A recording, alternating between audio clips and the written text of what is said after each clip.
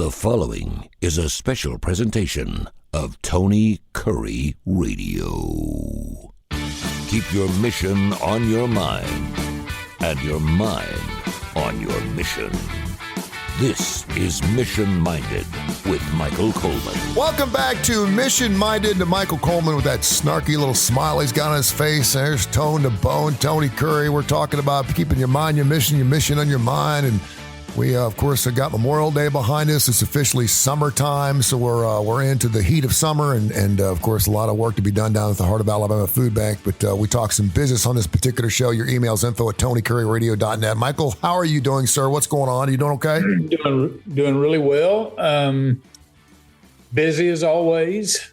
Summer only just increases our work, but we're glad to be able to do it and to meet the need and to be able to take some time to sit with you, my friend, and talk about things that are important in the business world. I love it. And try to do some things, talk about things that affect everybody. Now, you and I spoke about a year ago, and you had just landed a deal on a 40,000 square foot refrigerator or freezer, correct?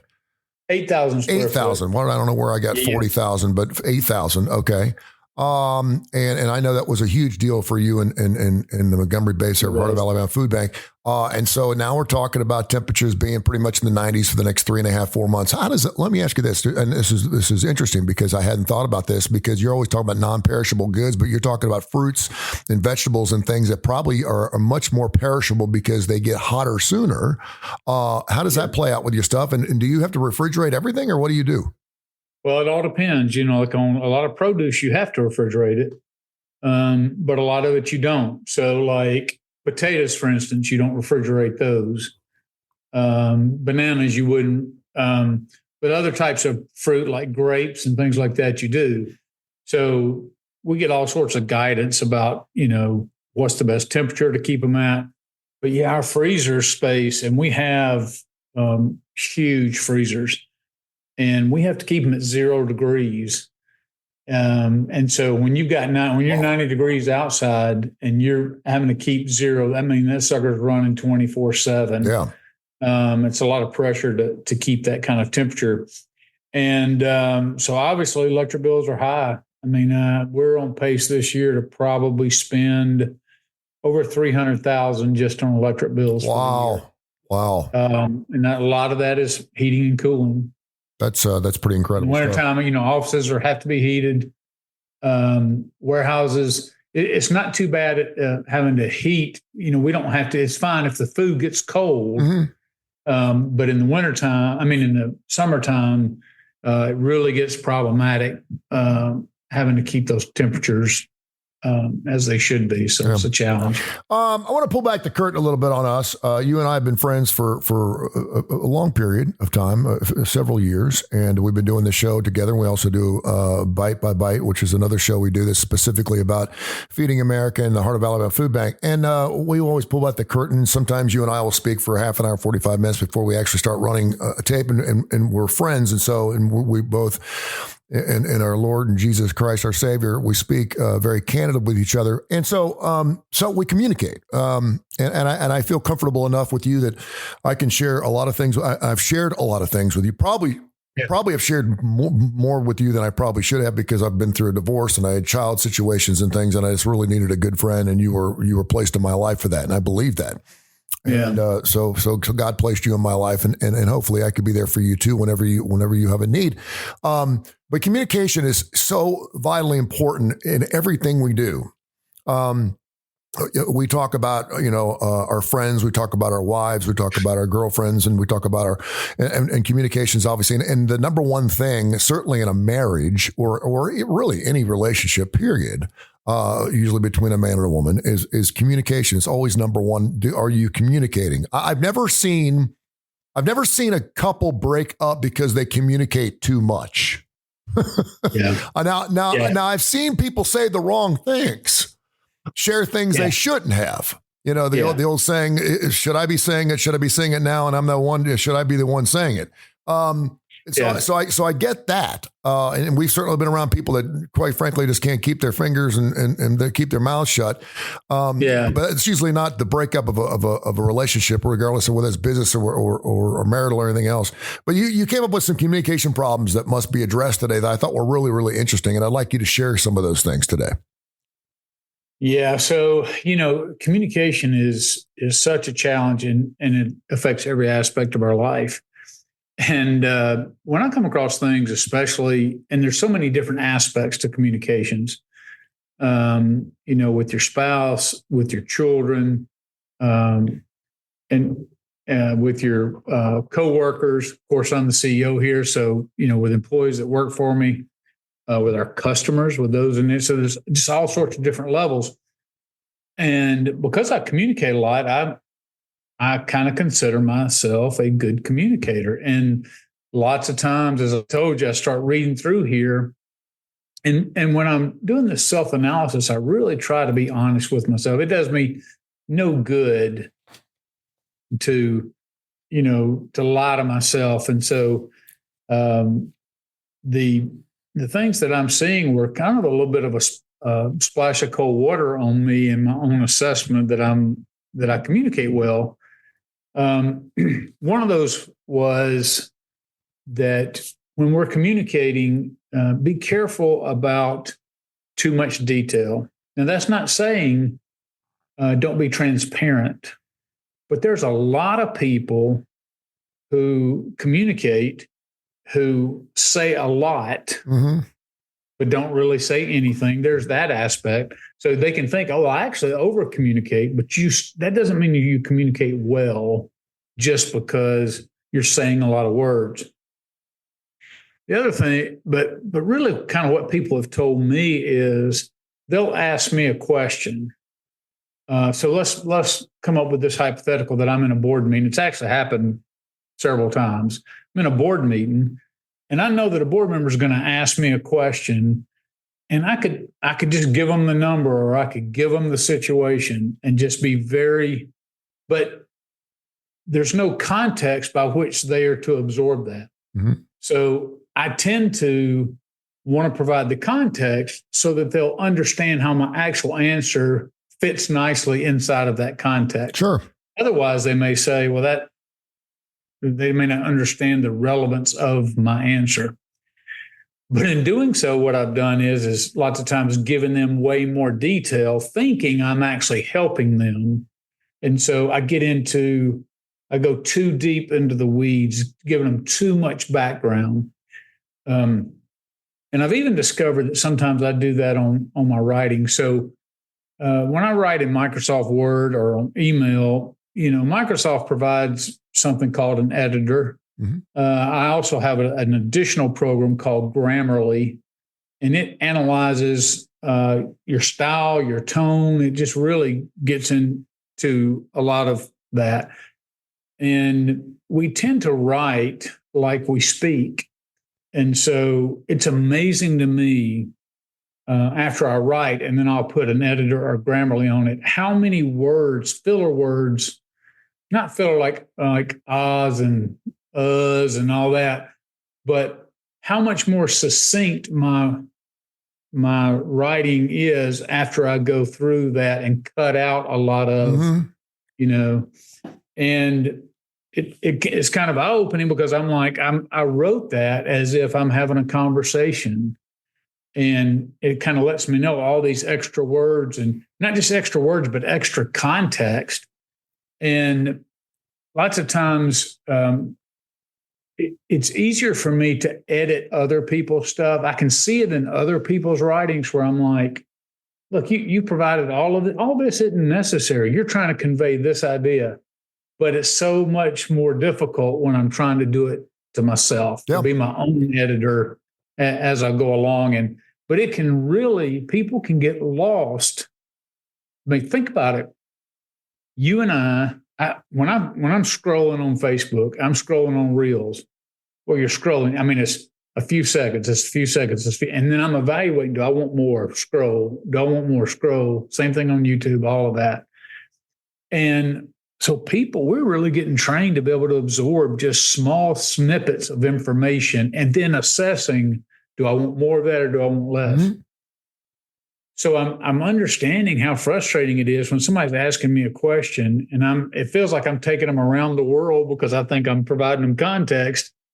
And they're like, I just want the answer to my question. And it's because that's how, and other people who may be interested are getting lost because I'm giving them too much. I'm making them watch the whole reel when really they wanted that first 10 seconds of it. Well, again, it's a real challenge. It depends on what they're asking, obviously. Of course, in what context. They're not asking you what the weather forecast is going to be. You could be very succinct about that.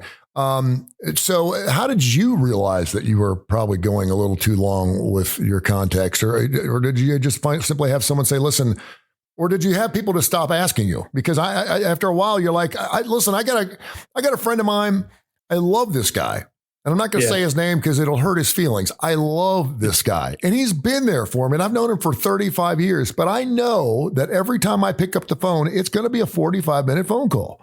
Yeah. And I love the guy. And he's a communication guy. And that's what he does for his life, is he communicates. He's a financial guy. Yeah.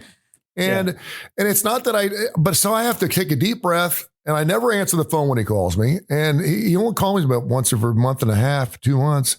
And I have to have this sit down because I know it's not. And then the last time I spoke with him, we talked for about 15 minutes. He's like, well, I'll let you go. I know you're busy. And I was kind of like, wow. It was almost like someone told him, hey, listen, you may want to back it up a little bit, because Lord knows I've done that. I mean, I've had some days where my mouth moves like diarrhea. I'm just and just it's nonstop. So how did you realize that you were that guy that communicated? Because you do want to speak and leave them wanting more, right? Yeah. Oh, you'd much rather leave them wanting more than saying, oh, I didn't think that guy'd ever shut up. So it's actually two different things. So that I cut up and tease with family, staff, friends, everybody. But I also allow them to cut up and tease with me. Mm-hmm. And so it became kind of a little bit of a running joke that, you ask Michael a question, you're going to get read a book. And so that was one thing. And then when I was going back to the board meetings, I have my board chair, who's a friend of mine. And there were a couple of times, 2 or 3 times, this didn't happen all in one meeting, but I was asked a question and I gave a very full answer. And so the board chair turned to the other board member and said, so to answer your question, yes. Yeah. So it let me know I had talked 5 minutes and I really didn't thoroughly answer his question like he wanted. Yeah. And so, you have to have self-awareness. So that was just a little tease, a little joke, but I'm getting it. They're digging at me. They're having fun at my expense, which is totally fine with me. But there's some truth in what they're saying. And so I'm like, you know what? If I'm coming across that way and it's more than one person recognizing it, I need to do a little bit better. Well, but and I hope they appreciate this, because I'd much rather have a boss that talks too much and not enough, because I've had a lot of bosses and it just comes across as, quite frankly, cold. I've had bosses look at me and go, this is not a democratic process here. You don't get a vote in this. Yeah. So you don't need to know this. And, I'm like, wait a minute, I've been here for 30 years. You're asking me to do something here. And I want to know why you believe I should be doing this. And I get shot down. So, I get it that way too. But, sometimes it's interesting, because if we know that we're a communicator in that fashion, whether it's short or long or in the medium, and we mix it up on purpose, it's kind of like, you got anybody in the hallways that you always have to say hello to first? And then the one time you don't say hello to them, they look at you and go, are you doing okay? Yeah. I'm like, yeah. And they're like, well, you always say good morning to me first at 6:30 in the morning when I'm like, you know what? I am the one that's always saying good morning. I thought maybe I'd give you a shot, but because you do things a little differently, all of a sudden they think something's wrong with you. Well, and the article kind of talks too about the flip side of that, which is the lack of context. Mm-hmm.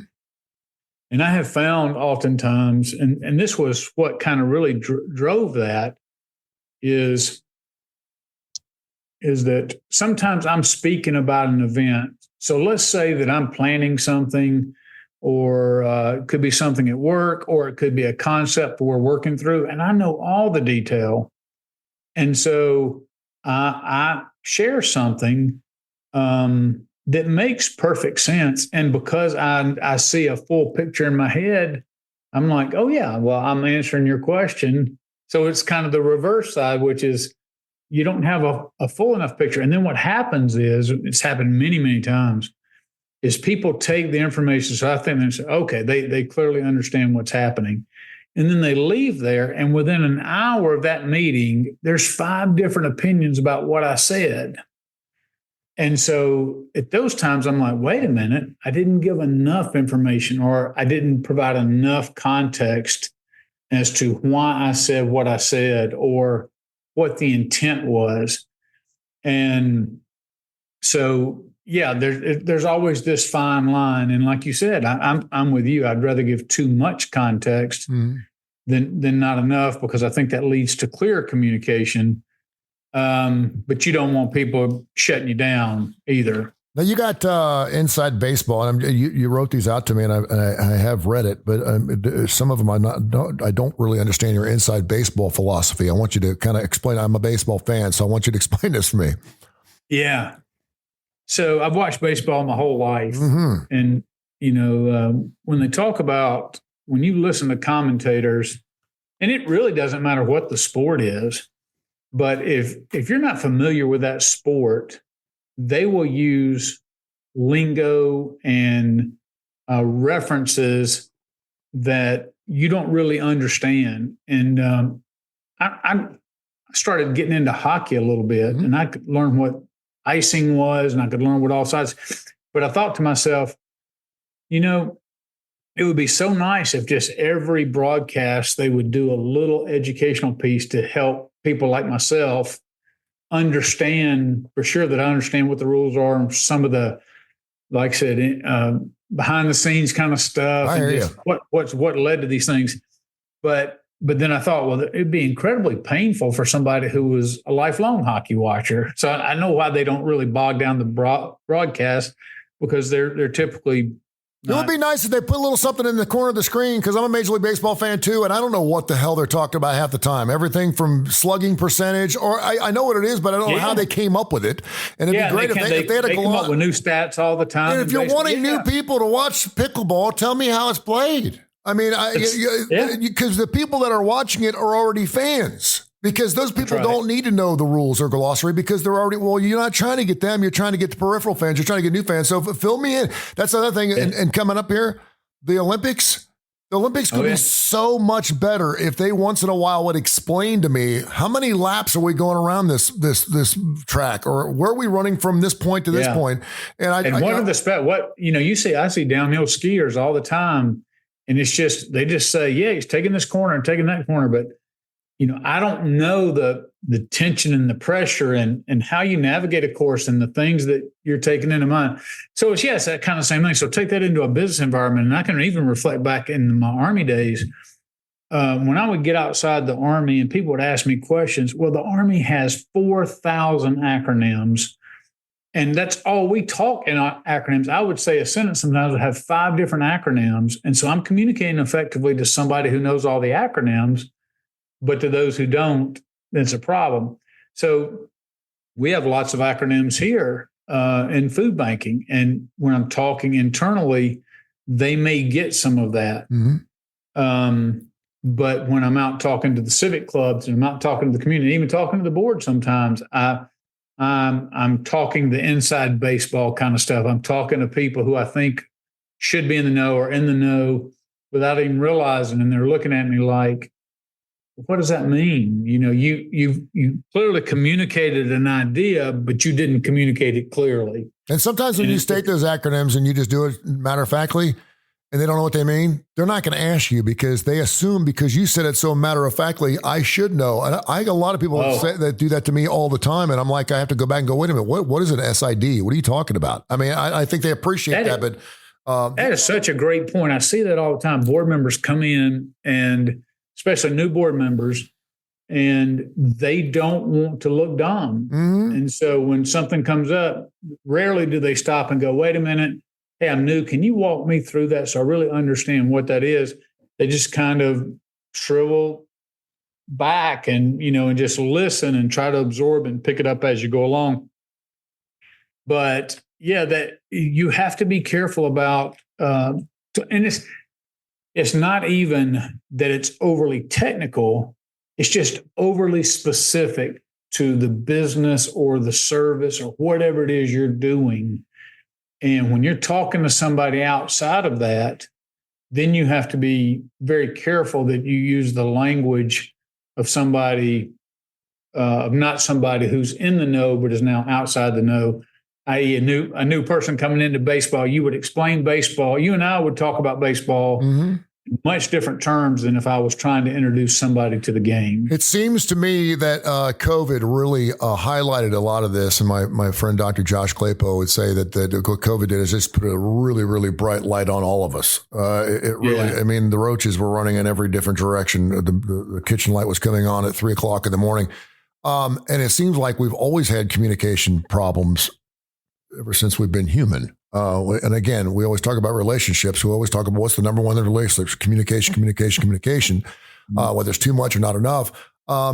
But we are seeing, and you and I have done several shows on kids that are just graduating college now, and all of a sudden they think they're going to go out there and get a $200,000 job, and perhaps they don't even know how to go through a resume or an interview process because everything's been done by Zoom over the last couple of years. How have you seen communication change, or have you seen communication change, just say in the last 3 or 4 years? And then, I keep telling my sons. My son just has a year under his belt, and I just make it as basic as I possibly can. Shake hands firmly and look them in the eye. Yeah. Do not look at the floor. Look them in the eye, and put the onus on them to make that eye contact. But if you do those two things, at least you're starting off in the right position. Yeah, we've been only talking about verbal, but we know communication is heavily nonverbal with your look of engagement. And that's where it kind of starts to bleed over into the younger generation, where you see things like hand contact or handshakes, eye contact when you're speaking, looks of I'm bored or I don't want to be here, or where you're not engaged. I mean, we were even talking about this other day about where people sit back and cross their arms. And I do it sometimes just because it's a comfortable way for me to sit and listen to somebody. But I've recognized that if I'm not careful, I'm sending them an unintended message. So I'm still communicating with my body language, with my face, all that kind of stuff. And all of that goes into it, that we have to make sure that we are aware, even with our voice, the tone of our voice, all of that goes into it. And so this is why you can speak forever about communication. You're constantly, looking at things of how to get better and master that. And boy, it's just so difficult to truly get a feel for and to understand not just how you're communicating or how you think you're communicating, but how others are receiving what you're saying. I don't want to go Mayberry. Are you communicating that effectively? I don't want to go Mayberry on people, but I'm to the point now where when someone says something like, how was your day? If it's not something that's rehearsed, I'm going to use Publix as an example. My son, it was the first time I've actually seen him. He's used to being a bagger. And so he doesn't normally have to say, do you need me to walk this off to your car? Do you? That's all he says. And this is the first time I actually saw him working the register. And so there's a standard, did you find everything you were looking for today? And then I always go, okay, is there anything extra? Are you having a good day today? What's the weather doing out there? Oh, look at your daughter. That's a beautiful dress. I mean, those little things go so far with me now. And we used to, I want to say back in me growing up, we were all like that. I mean, my dad would speak to anybody anywhere on a street corner. If he saw someone smoking a cigarette, he'd strike up a conversation. Now, it just seems like we don't do that anymore.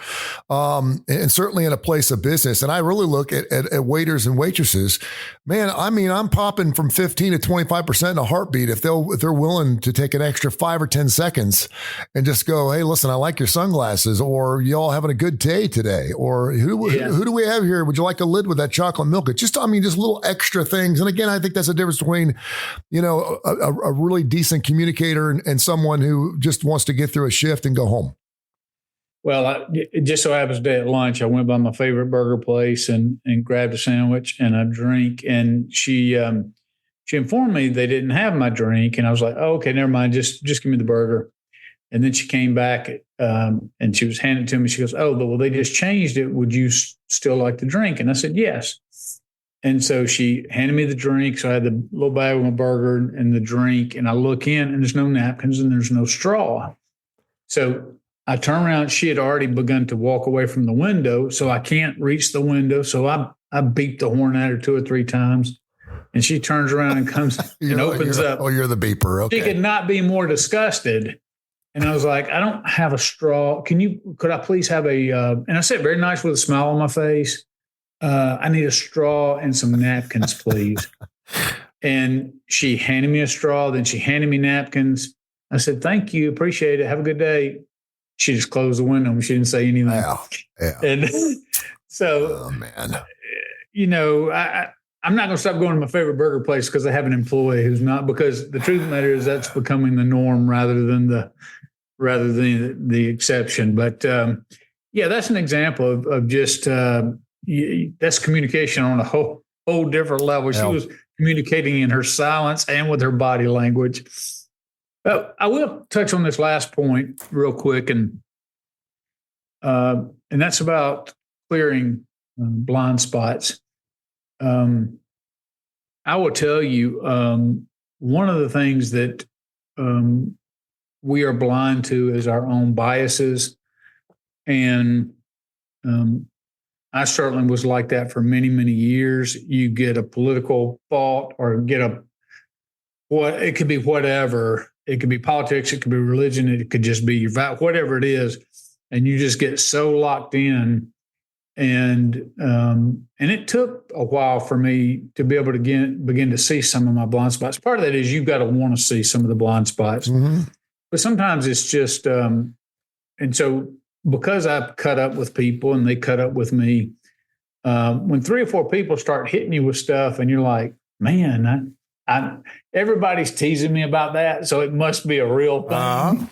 And then it's like, well, I have a blind spot. And I think one of the primary reasons we have blind spots, this is just my own personal feeling. I love this analogy, by the way. This is the first time I've heard this analogy used, but I love it. Continue.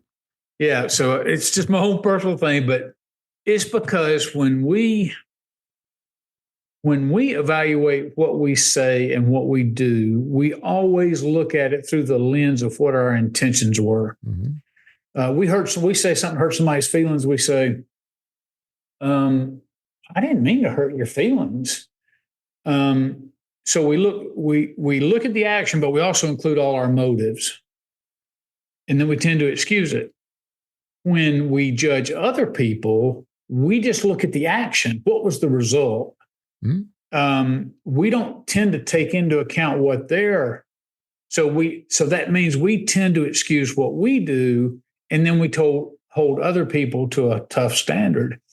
And what happens is when you're like that, you're always excusing. You can easily build a lot of blind spots in what you're communicating and how you communicate. And so you need to, I think there's all sorts of different ways to do it. They don't have to be dramatic. Like I said, I'm blind on some of the things I'm blind with. Just my Grammarly points out to me things. And I'm like, man, I got too many words in here. I'm communicating. I don't need all these words to communicate, but I think I do to be effective.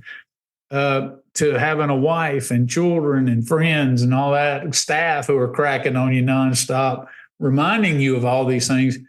But I don't get sensitive, at least most of the time I don't. I don't get sensitive about it. I really take it to heart to say, well, they're really telling me something, because they wouldn't be doing that if I wasn't really in some way consistently coming across that way. So I'm like, you know what? I need to take those blinders off, and I need to start listening, whether it's in fun or whether it's serious, and really start paying attention to some of those things and making corrections as I go along in life. And I think as I've done that, I've gotten better. But when I read articles like this and I give myself an honest evaluation, it's like, brother, you still got a pretty good ways to go. Yeah, we're still learning day by day, man. It's all good. That's right. Mission Mighty, you can hear this at least 5 days a week here on the TK. I was taking a long walk a couple of days ago, and we've got like 13 or 14 different shows, and so we move things around so people can hear different times, and our show actually came on, and I got a chance to actually go back and critique myself, which is not so many people are like, don't you listen to your own shows? I'm like, I've already done it once.